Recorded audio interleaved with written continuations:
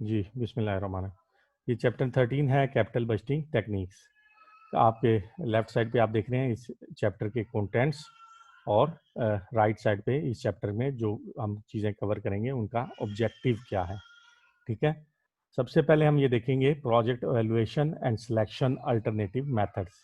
Methods कौन से हैं जिनकी बेस पे हम किसी प्रोजेक्ट को एवेल्युएट करेंगे और फिर उन प्रोजेक्ट्स में से अगर वो मल्टीपल प्रोजेक्ट्स हैं तो उसको किसी एक को सिलेक्ट करेंगे। अल्टरनेटिव मेथड्स हैं, ये कुछ मेथड्स अवेलेबल हैं जिनके तहत हम अपने किसी भी प्रोजेक्ट की एवेल्युएशन कर सकते हैं और फिर उस एवेल्युएशन की बेस पे हम कोई एक प्रोजेक्ट सेलेक्ट करेंगे। सबसे पहला मेथड इसमें होगा पे बैक पीरियड। सेकंड मेथड है internal rate of return, IRR भी इसको कहते हैं, internal rate of return, net present value और प्रॉफिटेबिलिटी इंडेक्स। ये चार मेथडोलॉजीज जो हैं कैपिटल बजटिंग टेक्निक्स के रेलेवेंट हम आज इस चैप्टर के अंदर देखेंगे। ठीक है, ये वन बाय वन डिस्कस करेंगे। आप जब भी कन्वेंशनल फाइनेंस की बात करेंगे तो ये जो कैपिटल बजटिंग टेक्निक्स हैं ये मोस्ट इम्पोर्टेंट टॉपिक है कैपिटल जो भी फाइनेंशियल मैनेजमेंट है इसके अंदर। हम देखेंगे इनको एक एक करके। फिर पोटेंशियल डिफ़िकल्टीज़ कि जब हम इन मेथड्स को अप्लाई करते हैं तो हमें कौन कौन सी डिफ़िकल्टीज़ का सामना करना पड़ सकता है। डिपेंडेंसी एंड म्यूचुअली एक्सक्लूजन, कुछ प्रोजेक्ट ऐसे होंगे जो जहां हमें अगर एक प्रोजेक्ट ए को करना है तो वहां प्रोजेक्ट बी भी करना ज़रूरी हो सकता है। जहां डिपेंडेंट प्रोजेक्ट हो या म्यूचुअली एक्सक्लूसिव प्रोजेक्ट हो वहां जो है ये कैपिटल बजटिंग टेक्निक्स अप्लाई करना थोड़ा डिफिकल्ट हो जाता है, हम इसको भी देखेंगे। रैंकिंग प्रॉब्लम, बाज़ हमारे पास पैसे होते हैं, कैपिटल होता है, लेकिन कैपिटल अनलिमिटेड नहीं होता, लिमिटेड होता है। अगर हम इन टेक्निक्स को अप्लाई करें तो बहुत सारे जो प्रोजेक्ट्स हैं वो सक्सेसफुल हो जाते हैं। मतलब कि ये टेक्निक्स कहती हैं कि आप ये सारे कर सकते हैं, लेकिन हमारे पास कुछ लिमिटेड कैपिटल होता है, हम एक टाइम में सारे प्रोजेक्ट नहीं कर सकते, इसलिए उनको रैंक करना पड़ता है, रैंकिंग प्रॉब्लम आ सकता है। Multiple internal rate of returns, हम आगे जाके ये देखेंगे कि बहुत सारे प्रोजेक्ट्स हमें एक specific internal rate of return दे रहे होते हैं, लेकिन मुख्तलिफ सिचुएशन में हमारी रिक्वायरमेंट्स मुख्तलिफ इंटरनल रेट ऑफ रिटर्न होते हैं, तो हम उनको भी बाद में देखेंगे। कैपिटल रैशनिंग का मतलब है कि लिमिटेड कैपिटल है, हमें सिलेक्शन करनी पड़ेगी बेस्ट ऑफ अल्टरनेटिव्स की। सिंगल पॉइंट एस्टिमेट्स, बाज़ ऐसा होता है कि हम अगर वैल्यूएशन को देखें किसी एक स्पेसिफिक पॉइंट पे तो उसके रिजल्ट्स और होते हैं, लेकिन बाद में अगर सिचुएशन चेंज हो जाए तो वो रिजल्ट्स प्रोजेक्ट्स के भी चेंज हो जाते हैं। लेकिन हम जब चूंकि स्टार्ट में ये प्रोजेक्ट के पहले एस्टिमेशन करते हैं तो एस्टिमेशन के टाइम पे हम समझ लें कि एक सिंगल पॉइंट एस्टिमेट्स को लेके आगे चलते हैं। हम आगे डिटेल में इन चीज़ों को देखेंगे बार बार। एक और मेरी स्टूडेंट से रिक्वेस्ट है, अगर किसी का क्वेश्चन हो तो अपना माइक सेल्फ अनम्यूट करके मेरे से क्वेश्चन पूछ सकता है। फिर हम देखेंगे कि प्रोजेक्ट को मॉनिटर कैसे करते हैं, उसकी progress review and post completion audits.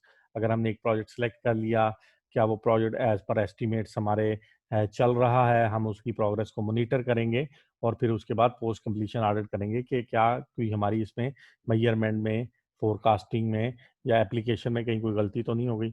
ये सारी चीज़ें जो हैं हम इस चैप्टर के ओवरव्यू में देखेंगे और फिर इसके मतलब कुछ उसने प्रैक्टिस मटेरियल वगैरह हमें बताया हुआ है सारा कुछ। ये तो था ओवरऑल जो कंटेंट्स हैं इस चैप्टर के। अब सेकंड पे हम ये इसके ऑब्जेक्टिव्स देख लेते हैं। ऑब्जेक्टिव्स ऑब्वियसली कंटेंट्स के रेलेवेंट ही होते हैं। सबसे पहले पॉइंट में उसने लिखा है understand the pay back period method और project valuation and selection including its calculation, acceptance criteria, advantages, disadvantages, focus on liquidity rather than profitability. अब ये हमें सब चीज़ों को वन बाय वन करके बता रहा है कि जैसे हमने कॉन्टेक्स्ट में पढ़ा कि ये चार मेथडोलॉजीज हैं जो हम इस चैप्टर में सीखेंगे।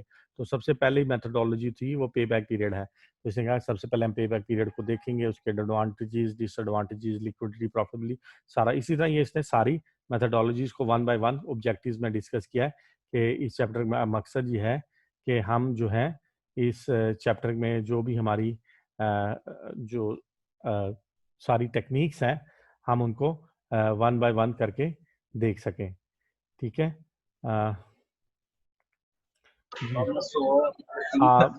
जी, ये मैंने अनम्यूट किया है आपको, जिन्होंने हैंड रेज किया था। आपका कोई क्वेश्चन है तो आप मुझसे पूछ सकते हैं।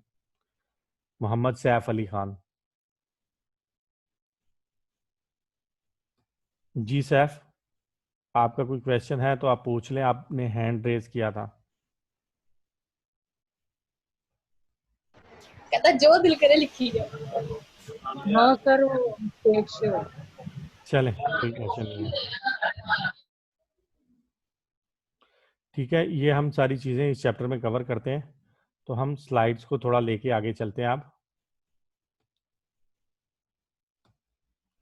हम इसमें प्रोजेक्ट एवेल्युएशन करेंगे और सिलेक्शन के क्राइटेरियाज को डिस्कस करेंगे, पोटेंशियल डिफिकल्टीज को यूज करेंगे, कैपिटल रैशनिंग के कंसेप्ट को देखेंगे, प्रोजेक्ट मॉनिटरिंग और पोस्ट कंप्लीशन ऑडिट्स को की हम बात करेंगे।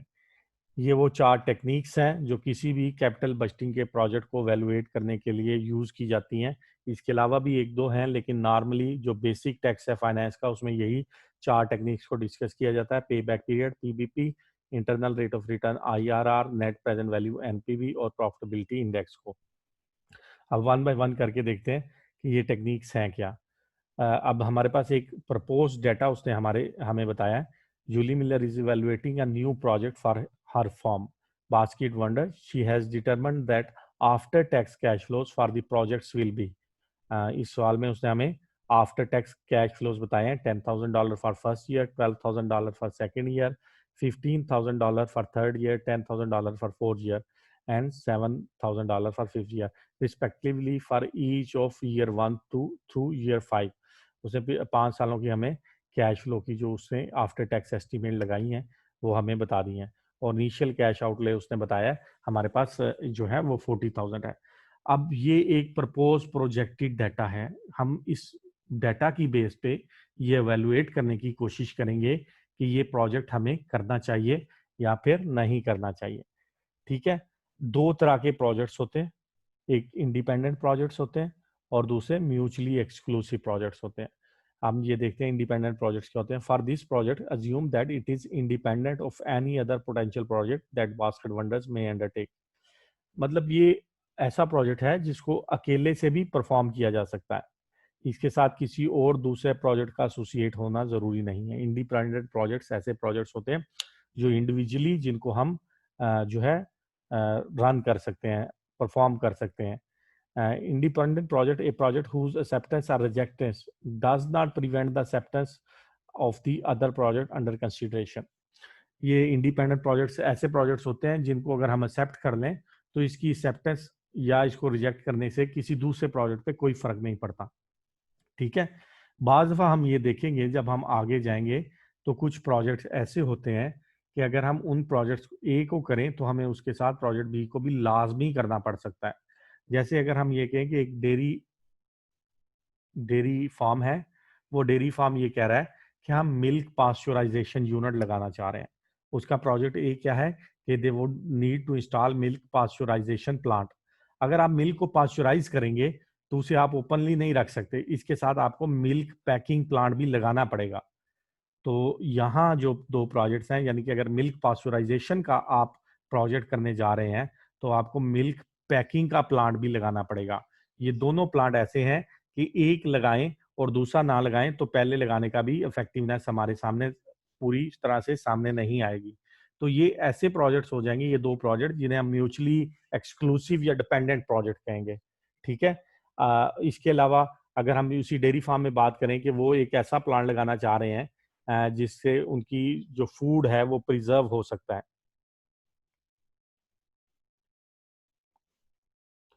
अच्छा, कुछ लोग कह रहे हैं कि स्लाइड उन्हें विजिबल नहीं है, वो बंद करके दोबारा चलाएं।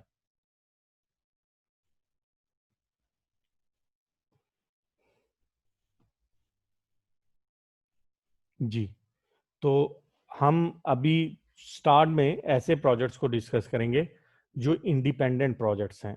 इंडिपेंडेंट प्रोजेक्ट्स ऐसे प्रोजेक्ट्स हैं जिन्हें अकेला परफॉर्म किया जा सकता है, जिनको एक्सेप्ट या रिजेक्ट करने से किसी दूसरे प्रोजेक्ट पे कोई फर्क नहीं पड़ता।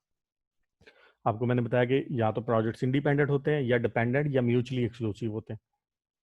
डिपेंडेंट या म्यूचुअली एक्सक्लूसिव ऐसे प्रोजेक्ट्स होते हैं जहां अगर आप एक प्रोजेक्ट करेंगे तो आप उसके साथ जो उसका डिपेंडेंट प्रोजेक्ट है दूसरे वाला, वो भी या म्यूचुअली एक्सक्लूसिव प्रोजेक्ट है उसको भी परफॉर्म करना पड़ता है। तो ये जो प्रोजेक्ट पिछली स्लाइड में उसने हमें एक प्रोजेक्टेड डाटा और कैश फ्लोज बताई हैं, ये एक इंडिपेंडेंट प्रोजेक्ट है। उसने यहाँ हमें बता दिया है कि ये एक पोटेंशियल इंडिपेंडेंट प्रोजेक्ट्स है और इंडिपेंडेंट प्रोजेक्ट्स ऐसे प्रोजेक्ट्स होते हैं जिसमें उसको एक्सेप्ट करने से किसी दूसरे प्रोजेक्ट पे कोई फर्क नहीं पड़ता। अब ये जो हाँ आपके सामने नजर आ रहा है, ये एक टाइम लाइन है। टाइमलाइन क्या होता है, एक बार के अलोंग आपको जो है कैश फ्लोज जो हैं वो नॉमिनेट कर दी जाती हैं। आपने जो इससे पिछली एक स्लाइड थी जिसमें ये प्रोजेक्ट प्रपोजल डेटा देखा, इसमें ईयर 0 पे इनिशियल कैश आउटले कितना है 40,000, ये पॉइंट 0 पे है, और 1 to 5 में ये कैश फ्लोज है। इसको उसने अब यहाँ आपको एक टाइम लाइन की शक्ल में आपको प्रेजेंट करके आपके सामने दिखाया है। टाइम 0 पे आप देख सकते हैं कि हमारा कैश आउटले क्या है, -40,000, ठीक है। ईयर 1 पे हमें आफ्टर टैक्स कैश फ्लो मिलेंगे 10K, ईयर 2 में 12K, ईयर 3 में 15K, ईयर 4 में 10K और ईयर 5 में 7K। ये कैश फ्लो स्ट्रीम है जो हमें पिछली स्लाइड्स में प्रोजेक्ट के तौर पे हमें बताई गई थी। Payback period is the period of time required for the cumulated expected cash flow from an investment project to equal the initial cash outflow. पे बैक पीरियड इस स्लाइड में हमें समझाने की कोशिश की गई है। पे बैक पीरियड का मतलब है कि जो हमारी इनिशियल इन्वेस्टमेंट है वो क्यूमुलेटली कितने सालों में हमें पे बैक हो जाएगी। आप इस स्लाइड में देख सकते हैं कि टाइम 0 पे हम 40,000 इन्वेस्ट कर रहे हैं, तभी उसके साथ नेगेटिव साइन है। हम जब प्रोजेक्ट शुरू कर रहे हैं तो 40,000 इन्वेस्ट कर रहे हैं। पे बैक पीरियड ये कहता है कि आप हमें ये बताएं कि आपने जो 40,000 पॉइंट 0 पे लगाए हैं वो कितने सालों में क्यूमुलेटली कितने सालों में आपको वापस मिल जाते हैं। अब हम इस स्लाइड में थोड़ा सा देख लेते हैं एक रफ आइडिया। पॉइंट 0 पे हमने 40 लगा दिए, पहले साल 10,000 वापस आ जाएंगे, दूसरे साल के एंड तक 22,000 पे वापस आ जाएंगे, तीसरे साल के एंड पे 10, 12, 22 और 15 37,000, टोटल 37,000 वापस आ जाएंगे।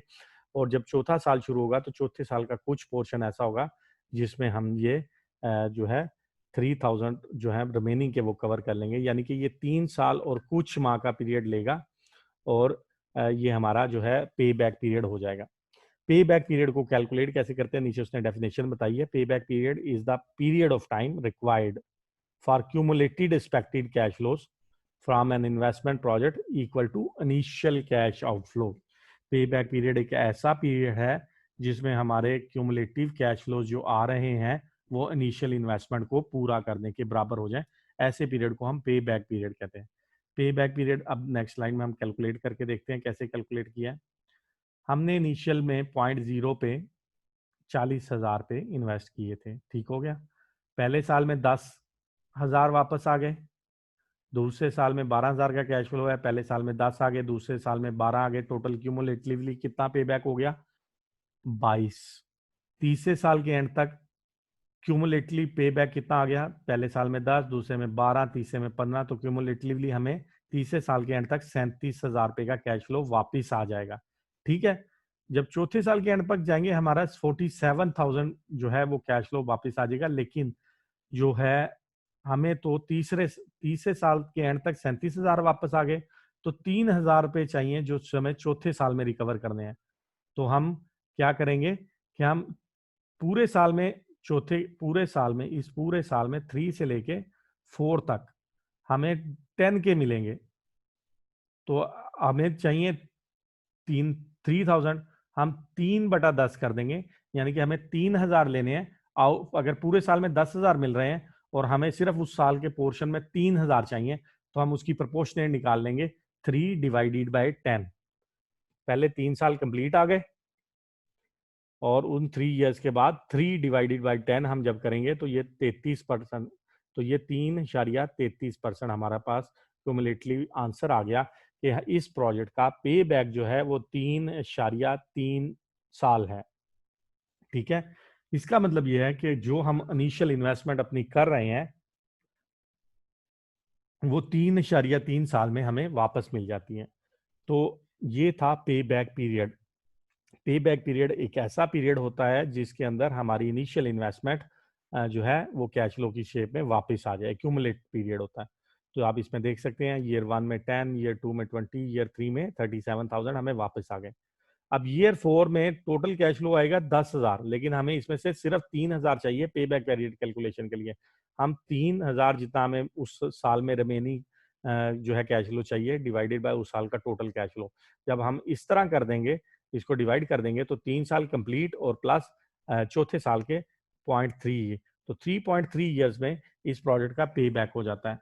तो इसमें जितना पे बैक पीरियड कम होगा, हमारे लिए इस टेक्निक्स को अप्लाई करना ज़्यादा बेहतर होगा। यानी कि हम ऐसे प्रोजेक्ट को सिलेक्ट करेंगे जिनका पे बैक पीरियड कम से कम हो, और जिनका पे बैक पीरियड ज़्यादा हो हम उनको एक्सेप्ट नहीं करेंगे। फॉर एग्जांपल हमारे पास एक या एक से ज़्यादा प्रोजेक्ट्स हैं, तो हम ऐसे प्रोजेक्ट्स को प्रेफरेंस देंगे जिनका पे बैक पीरियड मिनिमम हो, कम हो। प्लीज़ मुख्तलिफ लोग अपने एजी नंबर्स और अपनी जो है नए नेम मैसेज कर रहे हैं, मुझे अटेंडेंस नहीं चाहिए। आप प्लीज़ ये मैसेज ना करें। मुझे लग रहा होता है कि शायद कोई स्टूडेंट क्वेश्चन करना चाह रहा है, इसलिए मैं बार बार फिर मुझे मैसेजेस को देखना पड़ता है। यहाँ तक था पे बैक पीरियड कैसे कैलकुलेट होता है। ये एक उसने दूसरी टेक्निक हमें बताई। इसमें उसने क्या किया, कुमुलेटिवली कैश फ्लोज को ऐड करके बताया कि कितने पीरियड लगेंगे। दूसरी में उसने रिवर्स टेक्नोलॉजी की है कि यहाँ हमें 40 चाहिए, तो अगले साल में हमारे पास 10 आ गए तो हमें हमारा 30,000 रिकवर करने वाला रहता है। दूसरे साल में 12 मजीद आ गए तो -18 रिकवर करने वाला रहता है। और तीसरे साल के एंड में 15 आ गए तो -3K रिकवर करने वाला रहता है। और ये -3K हम 4th ईयर में रिकवर करेंगे। 4th ईयर में टोटल 10,000 आते हैं, तो 3,000 प्रोपोर्शनली कितने पीरियड में आएंगे, तो हम 3K डिवाइडेड बाई 10K कर देंगे तो वही प्रोपोर्शनेट आ जाएगा। तो ये उसने दूसरा एक रिवर्स ये डिडक्टिव मेथड था, ये इंडक्टिव मेथड के उसने दोबारा दोनों तरीकों से हमें पे बैक पीरियड की कैलकुलेशन करके हमें बताई है। उसमें उसने नॉर्मली कैश फ्लोज को जमा किया, 10, 12, 22 और 15 37, और चौथे साल का 0.3 year, 3 year complete plus 0.3 year of 4th year, तो 3.3 ईयर लिया। यहाँ उसने जस्ट कैश फ्लोज को ऐड करके 40,000 कंप्लीट करने की कोशिश की है। और यहाँ उसने बाकायदा 0.0 से 40,000 को लिया है। अगले साल में 10,000 आया तो 30 रिमेनिंग रह गए, अगले साल में 12 आया, 18 रिमेनिंग रह गए, और अगले साल में 15K का कैश फ्लो है, -3 रिमेनिंग रह गए। और 4th ईयर का ये 0.3 तकरीबन 4 मंथ मजीद हमें चाहिए, 3 मंथ मजीद चाहिए 3K अर्न करने के लिए।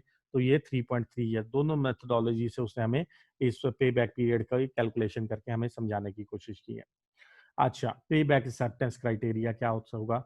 The management of basket wonder has set a maximum of payback period of 3.5 year for the project of this type. Should this project be accepted? वो कहता है कि जो बास्केट वंडर है उसने ये अपना एक क्राइटेरिया बना रखा है कि वो हर वो प्रोजेक्ट को एक्सेप्ट कर लेगा पे बैक पीरियड मेथड के तहत जिसकी पे बैक पीरियड 3.5 साल से कम हो। तो इस प्रोजेक्ट की पे बैक पीरियड हमने पिछली 2 स्लाइड्स में देखा, वो 3.3 ईयर है। तो 3.3 ईयर 3.5 से कम है। हम ये चाह रहे हैं कि अगर 3.5 साल तक हमारे पैसे वापस मिल जाए, हम ये प्रोजेक्ट करेंगे। हमें तो 3.5 साल से पहले पैसे मिल जाएंगे, हमें तकरीबन 3.25 साल में ये पैसे मिल जाएंगे, तो इसलिए हम ये प्रोजेक्ट करेंगे। अगर हमारा जो भी पे बैक पीरियड है वो हमारे एक्सपेक्टेड पे बैक पीरियड से कम होगा, तो हम ये प्रोजेक्ट डेफिनेटली करेंगे। तो यहाँ आप देख सकते हैं आंसर उसने किया, yes the firm will receive back the initial cash outlay is less than 3.5 year. तो हम इस प्रोजेक्ट को डेफिनेटली करेंगे। पहला क्राइटेरिया क्या है कि हम खुद से एक पे बैक डिसाइड करेंगे, और क्वेश्चन में कैलकुलेटेड पे बैक अगर उससे कम आएगा तो हम उसको एक्सेप्ट कर लेंगे। दूसरा, अगर एक या एक से ज्यादा प्रोजेक्ट्स हैं, फॉर एग्जांपल एक प्रोजेक्ट ऐसा है जिसका पे बैक पीरियड 3.5 ईयर है, एक प्रोजेक्ट ऐसा है जिसका पे बैक पीरियड 4 ईयर है, इस तरह मल्टीपल प्रोजेक्ट्स हैं जिनके पे बैक्स मल्टीपल्स हैं, तो हम उस प्रोजेक्ट को सिलेक्ट कर लेंगे जिसका पे बैक पीरियड सबसे ज्यादा कम होगा। तो ये था थोड़ा सा पे बैक पीरियड के मुतालिक। ये मोस्ट ईजीएस्ट मेथड है, इसमें कोई अकाउंटिंग या कोई फाइनेंशियल टेक्निक यूज नहीं है। जस्ट हमने ये कैलकुलेशन करनी है कि जो हमने 0.0 पे इनिशियल कैश आउटफ्लो किया है वो कितनी देर में रिकवर हो जाएगा। ठीक है जी। अब वो इस स्लाइड में वो बताने की कोशिश कर रहा है कि इस मेथड की स्ट्रेंथ्स क्या है और वीकनेसेस क्या है। स्ट्रेंथ है easy to use and understand. आपने देखा इसमें कोई ऐसी टेक्निकल कैलकुलेशन इन्वॉल्व नहीं थी, जस्ट सादा कैलकुलेटर आपके पास हो तो आप उसके जरिए जो है इस मेथड की कैलकुलेशन कर सकते हैं। सेकंड है can be used as a measure of liquidity. हमने कोई डिस्काउंटिंग अप्लाई नहीं की, हमने कोई और मैथमेटिकल अप्लाई नहीं किया, जस्ट कैश फ्लो को देखा कि हम 40,000 लगाते हैं, कितनी देर में वो 40,000 हमें रिटर्न या पे बैक हो जाते हैं। तो इस चीज को हम ये कहते हैं